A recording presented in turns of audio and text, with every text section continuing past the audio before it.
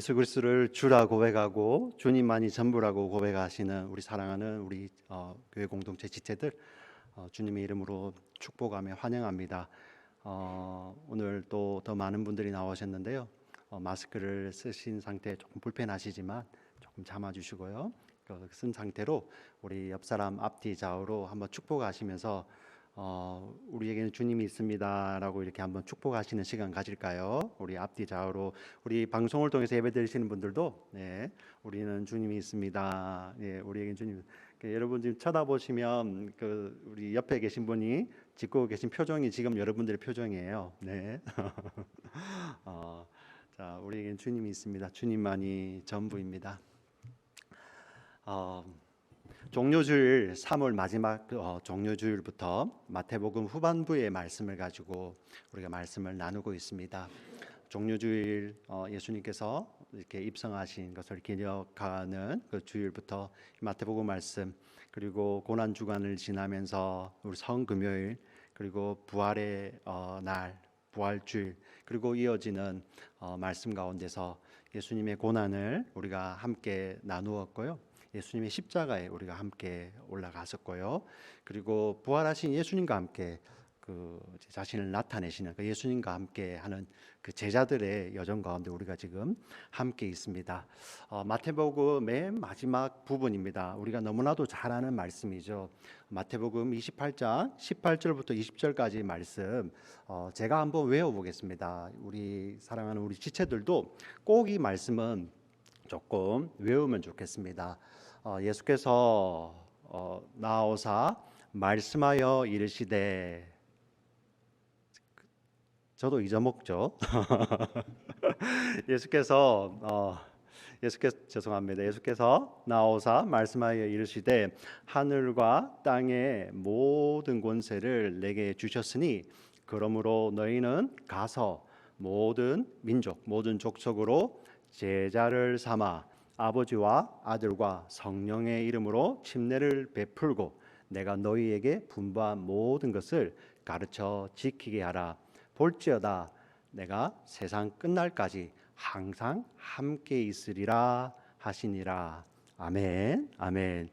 예수님 하신 말씀이에요. 예수님 하신 말씀인데 이 마지막 마태복음 이 세 구절에는 이렇게 별명이 붙어 있잖아요, 그죠? 그래서 이것은 영어로는 Great Commission이라고 하죠. Great Commission. 우리 한국말로는 대사명. 그래서 또 커미션을 우리 한국식으로 번역해서 대위임. 예수님께서 자신의 모든 권세와 권한을 제자들에게 위임하시는 위임이자 예수님께서 주님 오시는 그날까지 예수 믿는 자들이 반드시 기억하고 살아야 될 사명, 대사명이라고 이야기를 합니다. 우리 심지어 미국 교회 같은 경우는 Great Commission Church라는 곳도 있습니다. 이름이 Great Commission Church예요. 그 교회가 얼마나 무엇을 강조하는지 우리 이름에 알 수 있지 않습니까? 그리고 우리 많은 선교 단체들이 그 선교 단체들의 이름도 Great Commission, 우리 미션이 있고요. 그리고 그들의 모토입니다. 왜? 예수님께서 직접 말씀해 주신 것이기 때문에. 제가 왜 이렇게 말씀을 드리냐면 이것을 이렇게 뭉뚱거리로 이렇게 이름을 붙이다 보니까 참 우리에게는 이렇게 참 좋은 점도 있는데 가끔 우리가 오해하는 게 한 가지가 있습니다. 어떤 것이냐면은 우리 오늘 20절 말씀 후반부입니다. 다시 20절 말씀 한번 비춰주시겠습니까? 볼지어다 내가 세상 끝날까지 너희와 항상 함께 있으리라 하시니라. 사실 이 하시니라는 우리 헬라어에서 앞에 나오는 거예요. 앞에 우리 영어도 우리 어순이 좀 다르잖아요. 한국은 동사가 맨 뒤에 나오지만 영어는 he's speaking이 먼저 나오고 뒤에 목적어가 쭉 따라 나오지 않습니까? 말 그대로 우리 한글 성경에는 하시니라가 맨 뒤에 있지만 우리 마태복음은 그렇지 않습니다. 볼지어다 내가 세상 끝날까지 너희와 항상 함께 있으리라. 이 말씀이 마태복음의 맨 마지막 말씀이에요. 마태복음이 28장 1장 1절부터 28장 20절까지 굉장히 긴 말씀인데 그 말씀의 맨 마지막 피날레를 장식하는 이 스테이트먼이 바로 볼지어다. 아주 behold, 예수님께서 강조해서 말씀하세요. 내가 세상 끝날까지 너희와 항상 함께 있으리라. 예수님 이렇게 말씀을 하시는 거예요. 우리가 이것을 어떤 사명의 일부로 이해하다 보니까 가끔 이러한 설명을 듣지 않습니까? 그게 뭐 설명이 제가 틀렸다고 말씀드린다기보다는 제가 말씀을 좀 드리겠습니다. 앞에 사명이 있고 그 사명을 감당할 때 예수님께서 우리와 함께 하신다. 자, 대사명을 주시고 대위임을 주셨는데 그 사명과 위임을 감당하는 자들은 예수님께서 함께 하신다는 그 약속. 자, 이것을 지키면 그 결과로 내가 너와 함께 하겠다. 원인이 있으니까 그 결과로 주어지는 것이죠. 앞에 사명을 감당하면, 조건을 만족하면 예수님께서 함께 하시겠다. 그것을 뭐 틀렸다고 제가 말씀드리고 싶지는 않습니다. 자, 그런데 마태복음 저자는 그렇게 이야기를 안 하는 것 같습니다. 마태복음 저자는 왜 그러냐면 우리 이 마태복음도 헬라어를 가지고 기록을 했지 않습니까? 문법이 있거든요. 문법. 예.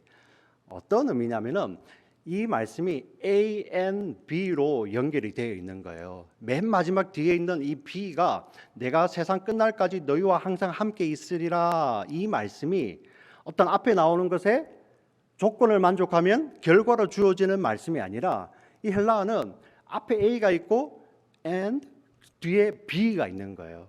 근데 그 A는 어떤 것이냐면은 바로 예수님께서 나와 말씀하여 이르시되예요. 예. 예수님께서 말씀하여 이르시되 하늘과 땅의 모든 권세를 내게 주셨으니 그러므로 너희는 가서 제자를 삼아 침례를 주고 아버지와 아들과 성령의 이름으로 침례를 주고 내가 너희에게 가르쳐 지켜야 한 모든 것을 내가 너희에게 알려주고 분부한 모든 것을 가르쳐 지키게 하라. 예, 그 전체가 A예요. A. 그리고 A and B입니다. 예수님께서 나와 말씀하시는 것과 이 뒤에 문장이 따로 있는 거예요. 근데 마태는 이 문장을 맨 마지막에 어떤 독립된 형태로 기록하고 있죠. 원인에 대한 결과가 아니라 어떤 이렇게 선언을 하는 거예요. 사실 이거는 우리 마태복음 전체를 읽어보면 너무나도 분명하게 나옵니다. 우리 마태복음 제일 처음이 무엇입니까? 제일 처음 장이 몇 장일까요? 이게 그렇게 어렵습니까? 예, 지금 마태복음 28장이 맨 마지막 장입니다. 제일 처음 장은 몇 장이겠습니까? 1장이겠죠, 1장. 아, 대단하십니다. 네. 근데 1장 전체가 어떤 내용이죠? 바로 예수님의 탄생에 대해서 다 이야기를 하지 않습니까? 예수님의 족보부터 나오는데 그 족보는 단순하게 그냥 예수님의 그런 혈통의 족보라기보다도 바로 하나님의 약속된 말씀을 따라 예수님이 오신다는 것을 이야기하는 것이죠. 그 1장은 다 예수님에 대해서, 예수님의 탄생, 아기 예수님의 탄생에 대해서 1장 전체를 할애를 합니다. 예. 그리고 그때 어떤 말씀을 하시죠? 예수님이 태어나실 것인데 그 이름을 아기를 예수라라. 이는 하나님께서 저희 백성을 죄에서 구원할 자이심이라. 이렇게 말씀을 하시고 천사가 하나님 말씀을 전하죠. 그리고 이어서 바로 이어지는 말씀이 이런 말씀이 있죠. 우리 임마누엘에 대한, 우리 한번 같이 찾아보겠습니다. 마태복음 1장 21절부터 23절까지를 같이 읽겠습니다. 시작. 이는 그가 자기 백성을 그들의 죄에서 구원할 자이심이라 하니라. 이 모든 일이 된 것은 주께서 선지자로 하신 말씀을 이루려 하심이니 이르시되 보라 처녀가 잉태하여 아들을 낳을 것이요 그의 이름은 임마누엘이라 하리라 하셨으니 이를 번역한즉 하나님이 우리와 함께 계시다 함이라. 아멘. 자, 마태복음 시작은 예수님의 탄생에 대해서 이야기를 하는데 예수님의 그 탄생은 무엇을 이루는 것이죠? 하나님이 우리와 함께 계시다. 임마누엘, 하나님이 우리와 함께 계시다. 이 땅에 아기로 오신 예수님, 그분이 누구시라고요? 우리와 함께 하시는 하나님. 예. 마태복음은 이렇게 열어 제치는 거예요. 우리와 함께 하시는 그 하나님이 이 땅에 오셨다. 자, 그것을 서론으로 열고 갑니다. 그 마지막 결론은 무엇이죠? 우리와 함께 하시는 예수님께서, 부활하신 예수님이 나오셔서 내가 너희와 항상 함께 하리라, 이렇게 결론을 내시지 않습니까? 마태복음 시작할 때 탄생하신 그 아기가 우리와 함께 하시는 하나님이라고 선언을 하죠. 그리고 그 하나님이 지금 또 말씀을 하시잖아요. 내가 너희와 항상 함께 하리라. 어떤 의미입니까? 우리를 위해서 십자가 지시고 부활하신 그 주님이 누구이시다? 하나님이시다라는 거죠. 하나님. 예. 하나님. 이 땅에 아기의 모습으로 오신 그분도 하나님이시고, 부활하셔서 제자들을 불러 모시고 사명을 주시는 그분도 누구시라는 거예요? 하나님이시라는 것을 마태복음 저자가 강조하여 이야기하고 있는 것입니다. 자, 그러면 한번 질문 드려보겠습니다. 아기와, 태어나신 아기와 부활하신 그 예수님, 태어나신 아기 예수님과 부활하신 그 예수님만 하나님이십니까? 아닙니다. 아니죠. 자, 처음과 마지막을 이 하나님에 대해서 소개하고 그 가운데 있는 모든 내용들이 어떤 말씀을 하시는 거죠? 마태복음이 강조하는 거예요. 이분이 하나님이다. 예. 이분이 하나님이다. 이분이 구약에서 우리에게 말씀하셨던 하나님이고 우리에게 약속을 주시고 그 약속을 성취하시는 하나님이시다는 거예요. 여러분 믿으십니까? 예. 마태복음은 다른 이야기를 하는 것이 아니라 바로 그 하나님에 대해서 증거하시는 것이죠. 그 하나님이 어떤 분이십니까? 이 땅에 아기로 오셨어요. 정말 은혜가 되는 말씀이, 예수님께서 이제 공생애를 시작하시기 전에 침례를 받으시잖아요. 침례는 누구만 받냐면은, 침례는 자신이 죄인인 것을 고백하며 받는 거예요. 네, 죄인됨을 받는 것입니다. 근데 예수님이 침례를 받으시죠. 여러분, 우리 잠언 같은 말씀 보시면 내 아들들아, 그러한 이렇게 불량배들과 어울리지 말라. 이 성경의 교훈은, 성경의 하나님 말씀은 자녀들에게 그러한 불량한 아이들, 그 악한 무리에, 악인들의 무리에 함께 어울리지 말라고 하나님은 분명히 말씀을 하시는데, 정작 이 땅에 오신 하나님 자신은 어디에 계십니까? 죄인과 함께 계시죠. 예. 은혜가 되지 않습니까?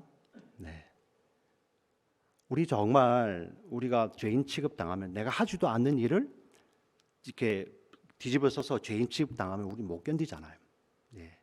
근데 예수님 스스로 죄인이 받으시는 그 침례를 받으십니다. 뭐 하시죠? 몸을 입고 오셔서 우리와 함께 보계시는 거예요. 우리의 연약함까지도 같이 보계시는 거죠. 그리고 그 다음 바로 어떤 일이 벌어집니까? 마귀가 와서 유혹을 합니다. 여러분, 마귀는 하나님과 대적하고 싸우는 존재가 아니에요. 피조물입니다. 하나님께서 그냥 심판하시면 끝나는 거예요. 근데 예수님 왜 그런 피조물 따위에게 이런 유혹, 시험을 받으십니까? 예. 하나님이신데요. 왜? 우리와 똑같은 몸을 입으셨죠. 왜 입으셨습니까? 지금 이 자리에 계신 분들, 우리 예수를 주로 고백하는 우리 연약한 우리, 몸을 입고 있는 우리 다 포기하셨잖아요. 그래서 우리가 받을 시험을 예수님께서 받으시는 거예요. 예. 그분이 누구시다? 우리와 함께 하신 하나님이시라는 거예요. 예. 그 예수님이 하나님 나라에 대해서 선포하시죠. 이 마태복음의 순서입니다. 하나님 나라에 대해서 쭉 선포를 하시고 하나님 나라에 대해서 설명을 하십니다. 그리고 그 예수님께서 병자들을 고쳐주시죠. 찾아오는 자들뿐만 아니라 우리 복음서를 읽어보시면 예수님께서 찾아다니시며 그들을 불쌍히 여기시고 그들을 고쳐주십니다. 목자 없는 양같이 유리하는 자들을 바라보시며 예수님께서 불쌍히 여기시죠. 그리고 그들을 먹이십니다. 예, 먹이십니다. 그러면서 예수님 하시는 말씀이, 이 떡만이 아니라 나는 자신의 살과 피를 주시는 산떡이라고 말씀을 하시죠. 예. 자, 사람들은 이 예수님께 환호합니다. 네, 너무 좋았죠. 예, 가르쳐 주시고 먹을 걸 주시니까 평생 우리하고 그냥 딴 데 가지 마시고 여기만 계시면서 있으면 좋겠습니다. 아마 우리도 그렇지 않을까요? 예수님 만약에 이 땅에 몸을 입고 오셨다면 예수님 딴 데 가지 마시고 제발 여기만 계세요. 이렇게 했겠죠. 예, 이해가 갑니다. 근데 예수님 하시는 말씀이 무엇입니까? 우리 베드로가 주는 그리스도시요 살아계신 하나님의 아들이시니다 고백하시자마자 예수님 바로 하시는 말씀이 인자가 온 것은 섬김을 받으려 한 것이 아니고 섬기려 오시고 많은 사람들에게 자신의 생명을 대속물로 나눠주기 위해서 오신 것이다. 그렇게 말씀을 하시고 그 길을 쭉 가시잖아요. 십자가까지 가시지 않습니까? 그리고 벌거벗기셔서 십자가에서 자신을 찢어서 주시죠. 사실 우리는 고난주간을 지나면서 굉장히 예수님의 그 육체적 고난에 아주 포커스를 합니다. 예, 맞습니다. 그런데 우리가 성경을 읽어보면 예수님이 가장 견디기 힘들었던 그 고난이 무엇이었을까요?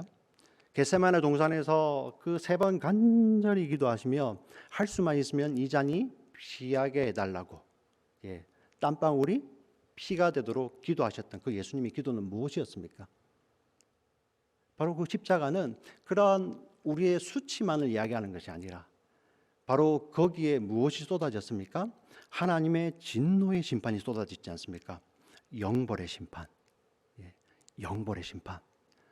우리의 죄 때문에 우리가 당해야 되는, 지금 이 자리에 앉아 계시는 우리 사랑하는 성도님뿐만 아니라 이 화면을 통해서 예배를 드리시는 우리 모두가, 예, 우리의 태어날 때부터 근원적으로 가지고 있던 그러한 죄된 본성뿐만 아니라 우리의 생각, 우리의 행동, 우리의 말, 우리의 모든 관계 안에서 지었던 그 모든 죄를 다 짊어지시고 그 죄의 대가로 받아야 될 영벌, 하나님 아버지께서 죄에 대해서 쏟아부으시는 그 죄에 대한 영벌의 심판을 누가 받으시는 거죠? 예수님이 받으시는 것입니다. 예수님이. 네. 근데 놀라운 거에 예수님 안 내려오시잖아요. 네.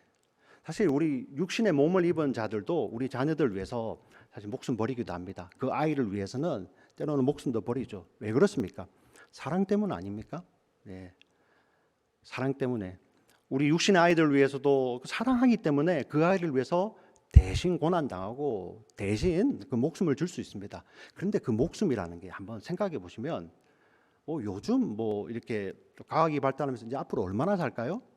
그래도 그 리미티드, 한계가 있는 거 아닙니까? 100년, 150년, 200년. 예. 피조물의 목숨이에요. 네. 여러분, 우리의 목숨이 가치 없다는 이 말씀이 아니라, 네, 한계가 있는 목숨, 유한한 목숨이지 않습니까? 네. 자, 그런데 그 목숨마저도 우리가 정말 어떤 큰 뜻을 가지고 아니면 정말 사랑해서 누군가를 위해서 그 목숨을 드린다면 너무나 귀한 거 아닙니까? 근데 하나님의 아들, 하나님은 영원하신 생명이지 않습니까? 하나님의 생명, 그 생명을 우리를 위해서 내어놓으신 거예요. 여러분, 이게 이해가 가세요? 네. 그냥 예수님께서 그 육신의 생명뿐만 내어놓으셔서 예수님 정말 아프셨겠다, 얼마나 수치스러웠을까? 예. 근데 그 차원을 넘어서는 우리가 믿음의 눈으로 하나님이 누구이신지를 보게 되면, 삼위일체가 어떤 것인지를 알게 되면은 도저히 상상할 수도 없는 일이 벌어지고 있는 거예요. 영원히 삼위일체신 그 생명의 본체이신 그 하나님의 아들 성자 하나님이 십자가에서 그 목숨을 내어놓으시는 거예요. 왜? 우리들을 사랑하셔서. 우리들을 사랑하셔서. 네. 그분은 하나님이세요. 그냥 내려오셔도 됩니다. 네. 그 사람들의 수치 때문에 아니라 그 하나님의 진노가 견딜 수 없으셔서 내려오셔도 됩니다. 그런다고 그분이 하나님이 아니신 거 아니에요. 또 왜? 사랑하셔서. 네. 끝까지 지금 이 자리에 계신 한 분 한 분을 다 품고 끝까지 사랑하시고 끝까지 거기서 고난 다 받으시잖아요.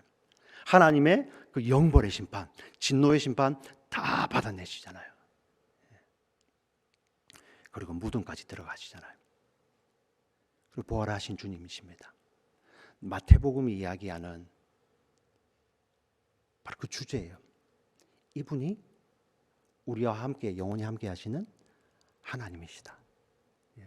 이 땅의 역사 가운데 존재하셨던 그 몸을 입고 오신 예수 그리스도, 그분이 우리의 하나님이시다라는 것을 이 마태복음이 이 큰 기둥을 통해서 우리에게 이야기를 하는 것입니다.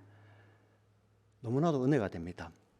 우리가 뒤에 그냥 이것은 사명이야 하고 이 사명을 지키면은 그 결과로 리워드로 보너스로 함께 해줄게. 만약에 사명 안 지키면은 내가 너 버리고. 우리가 사명을 그냥 이렇게 힘들어서 버릴 때도 있지만 우리 능력이 모자라서 못할 때도 있지 않습니까? 우리가 몸이 병들 때도 있고요, 우리의 의지가 약해질 때도 있고요, 우리의 열정이 식을 때도 있잖아요. 그때 하나님께서 아유 뭐 이렇게 다 줘봤는데 소용없네, 내가 너 떠날게, 이런 말씀이 아니라는 거예요. 어떤 의미입니까? 영원히 함께 하시는 가운데서 그 앞에 사명이 있는 거죠. 이것은 이 영원히 함께 하시는 그 하나님의 자녀들, 제자들은 바로 이러한 사명이 열매로 드러나는 것을 이야기하는 것이죠. 지금 그것을 우리 마태복음이 이야기하고 있지 않습니까? 또 오셔서부터 고난받으시고 부활하실 때까지 한순간도 우리를 버리지 아니하시고 떠나지 아니하셨던 그분이 우리와 영원히 함께 하시는 하나님이다. 그때 어떤 일이 벌어졌습니까? 심지어 제자들이 그 당신을 죽기까지 따르겠다 했던 그 제자들이 도망가죠. 마태복음을 읽어보면 참 신기합니다.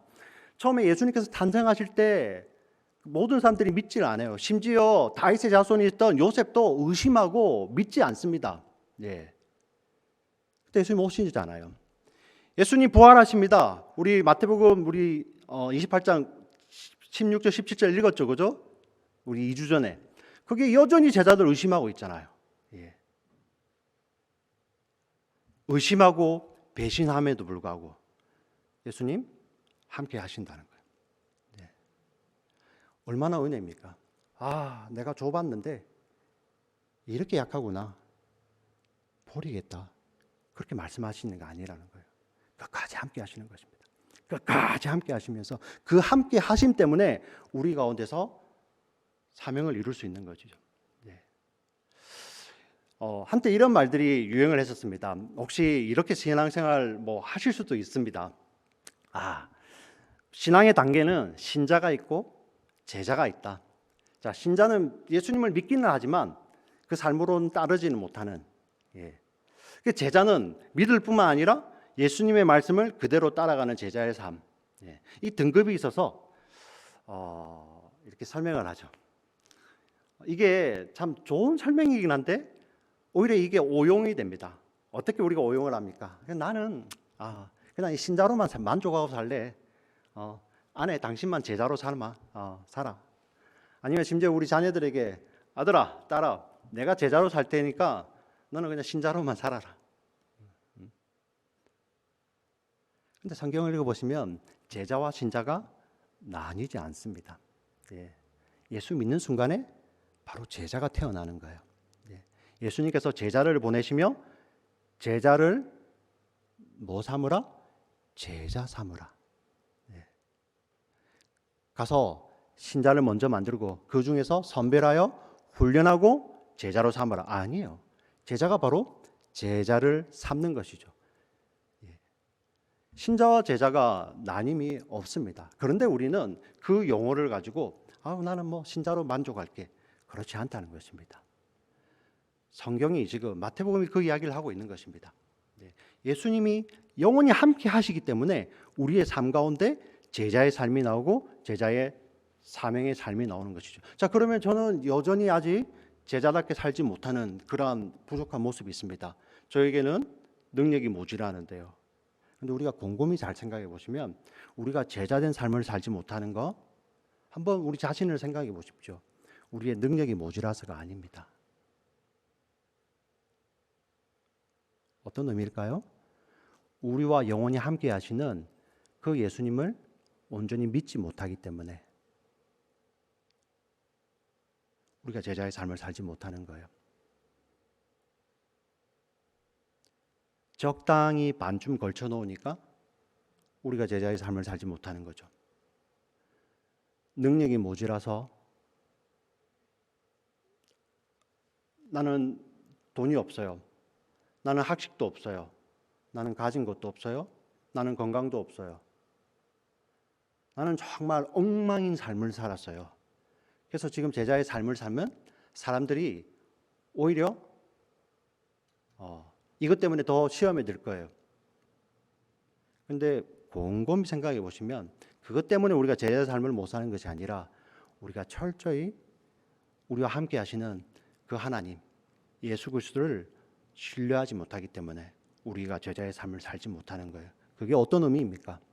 그분의 사랑 안에 끝까지 사랑하시는, 십자가에 오르시기까지 그곳에서 하나님의 영벌의 저주입니다. 하나님의 영벌의 저주. 우리 예수님께서 지옥을 7번이나 이야기하셨잖아요. 거기에는 구덩이도 죽지 않는다. 그 끔찍한 걸 이야기하시는데 그거로도 설명이 안 돼요. 그 영벌의 저주를 담당하시기까지 우리를 사랑하셨던 그 주님을 철저히 신뢰하지 못해서 그렇죠. 우리의 능력이 모자라서 제자로 못 사는 것이 아니라 우리가 그분의 사랑 안에 온전히 거하지 못하기 때문에 우리가 제자로서의 삶을 살지 못하는 것입니다. 사랑하는 우리 지체 여러분, 다시 말씀을 드렸으면 좋겠습니다. 원인과 결과, 네가 이것을 하면 내가 너에게 리워드로 주시는 말씀이 아니라 이 마태복음의 저자는 우리와 항상 함께 하시는 하나님, 이 하나님에 대해서 이야기를 합니다.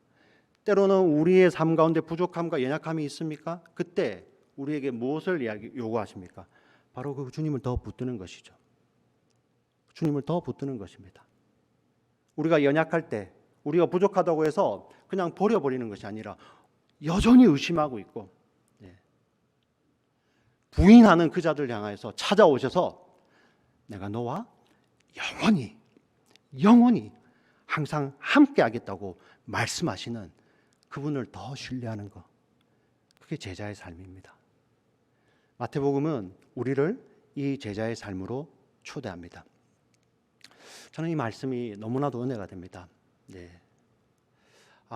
목회자로서 참 저희 아내는 제가 조금 가끔씩 이야기를 하니까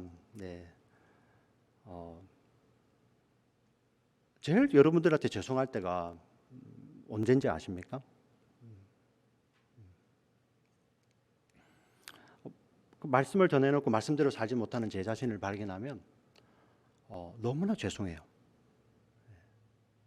근데 더 죄송한 것은 매일 그렇다는 거예요. 매일.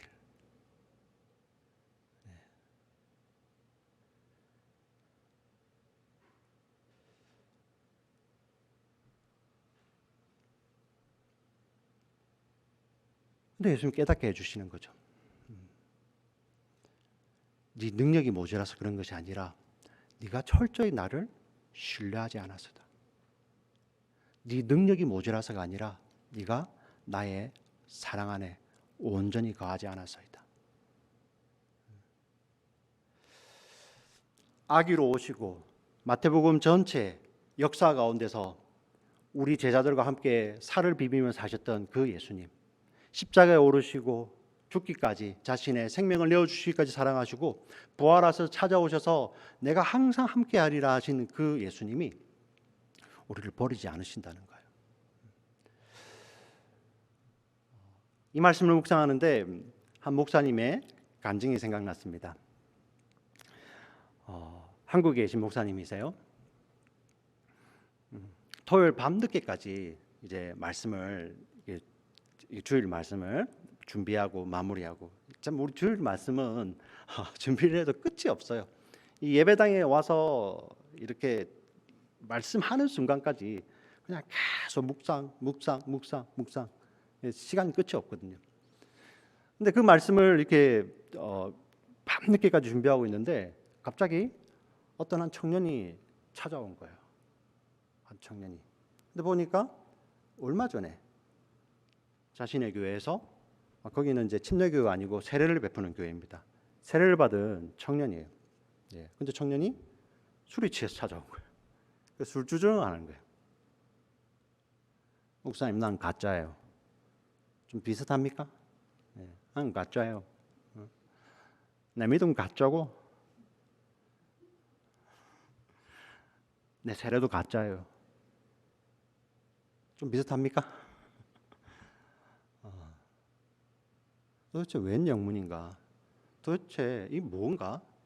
이 토요일 밤에 밤 늦은 시간에 다짜고 찾아와서 자신이 가짜라고, 내 믿음도 가짜고 내가 받은 세례도 가짜라고. 도대체 무슨 일인가 보니 이 청년이 예수를 믿기 전에 술을 못 이기는 거예요. 네. 그래서 이제 예수를 믿고 세례를 받으면서 다시는 내가 술은 입에 대지 않으리라. 근데 이제 회식을 가면 한국 문화가 그렇잖아요, 그죠? 네. 이게 자신이 없으니까 회식 자리에 아예 안 가는 거예요. 이 청년이 참 기특하죠. 근데 그 주말에 거기는 빠지지 못하는 그런 회식이 있잖아요. 거기 가서 사양하면서 저는 뭐 이렇게 했는데 사양하면서 하나 둘 받다가 그냥 풀어진 거죠. 그리고 그 전에 하던 대로 2차, 3차. 그래서 만취돼서 집을 가는데 마음이 너무 무거운 거야. 마음이 너무 무거워서 집을 향하는데 눈앞에 교회가 있는 거예요. 자신이 다니는 교회. 그리고 보니 불이 켜져 있는 거예요. 그래서 찾아온 겁니다. 목사님 방이었죠. 그리고는 목사님, 저는 가짜입니다. 저의 믿음도 가짜고 제가 받은 세례도 가짜입니다. 목사님이 청년에게 이런 이야기를 합니다. 오늘 같이 회식한 자리에 있는 자 중에 이렇게 똑같이 다 같이 술에 취해서 2차, 3차를 가고 이렇게 마음이 무거워서 교회에 찾아온 사람이 누가 있느냐? 자기밖에 없는 거예요. 그전에는 아무렇지도 않았잖아요. 2차, 3차. 그냥 그 다음날 깨면 또 반복하던 그 생활인데 갑자기 그 마음의 무거움. 나는 가짜라고. 나의 믿음도 가짜고 내가 받은 세례도 가짜라고 하는 그 무거운 마음. 그 마음이 어디서 왔느냐? 그 마음은 지금 형제님 당신 안에 계시는 성령의 마음, 성령께서 애통하시고 말할 수 없는 탄식으로 형제를 위해서 애통하는 그 마음인 줄 모르느냐? 그때 형제가 그 바닥에 고꾸라지는 거예요. 펑펑 우는 것입니다. 네. 그 이후로 형제는 자기의 의지와 능력을 의지해 사는 자가 아니라 성령을 의지해 사는 거죠. 지금 마태복음이 그 이야기를 하고 있는 것입니다. 네. 여전히 믿지 못하고 부인하고 실수하고 실패하던 자들인데 예수님 갈릴리로 다 불러 모으시며 그들에게 말씀하시는 거예요. 네가 한 번만 더 그렇게 나를 부인하면, 한 번만 실패하면 이제 내가 너 버릴게. 그 말씀하시는 것이 아니죠. 끝까지 함께 하시겠다. 끝까지.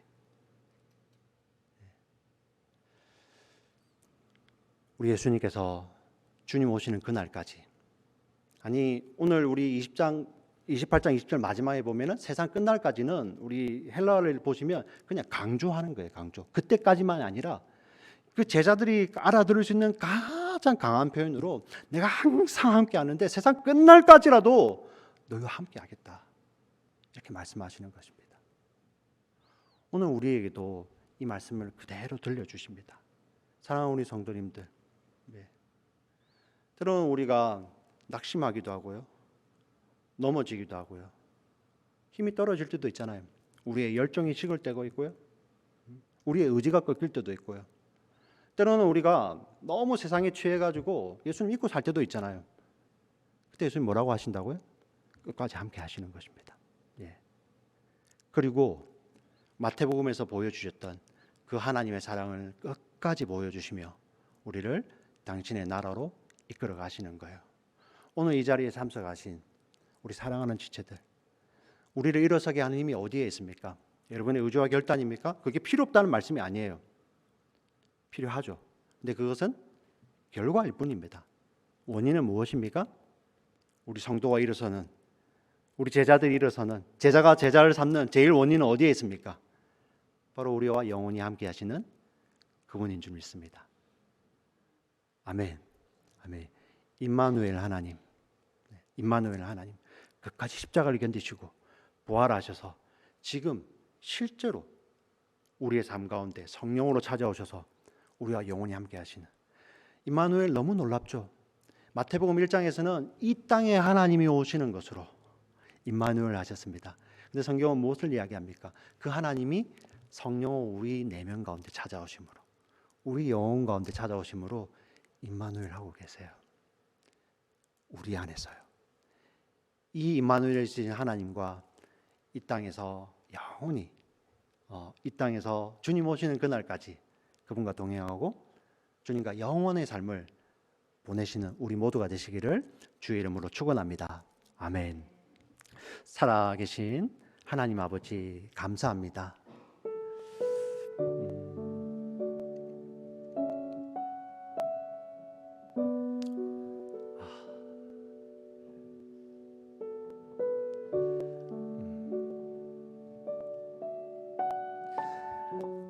우리의 약함을 보시옵소서. 우리가 조금 힘이 있고 말씀 좀 지키고 좀 부지런히 살면 하나님 보소서, 우리가 이런 일을 했고 지금 말씀을 지키고 이렇게 열심히 살고 있습니다. 하나님, 이러다가도 낙심하거나 힘이 빠지거나 몸에 약함이 찾아오거나 실패하거나 관계가 꼬이거나 일이 잘 안 풀리거나, 그때는 언제 그랬냐는 듯이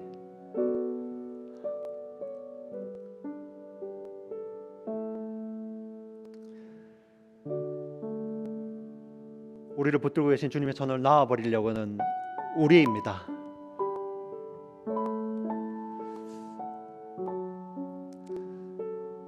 그때마다 너 왜 이렇게 약해? 언제까지 내가 널 견뎌야겠어? 이제 마지막이야. 내가 지난번에 뭐라고 했어? 이제 끝이야. 내가 다시 너를 안 찾아와.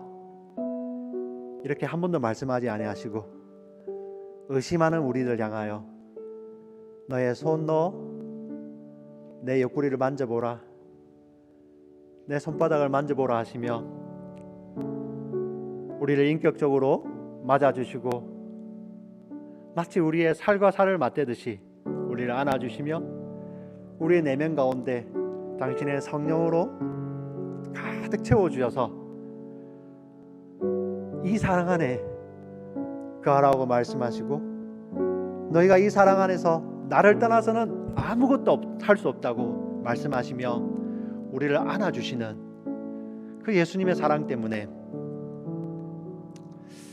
오늘 우리 지체들이, 우리가 하나님 앞에 나와 예배를 드리고 이 말씀 앞에 아멘하며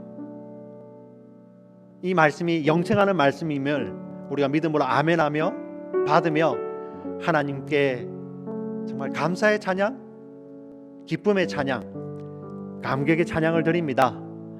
오 하나님 아버지, 우리의 연약함을 보시옵소서. 불쌍히 여겨주시옵소서. 하나님, 우리의 연약함 때문에, 우리의 부족함 때문에 이제 하나님 앞에서 우리가 숨는 것이 아니라 오히려 우리를 사랑하시는 그 주님의 사랑 안에 풍덩 담기는 그 은혜 안에 우리의 몸을 완전히 맡겨드리는 우리 되게 하여 주시옵소서.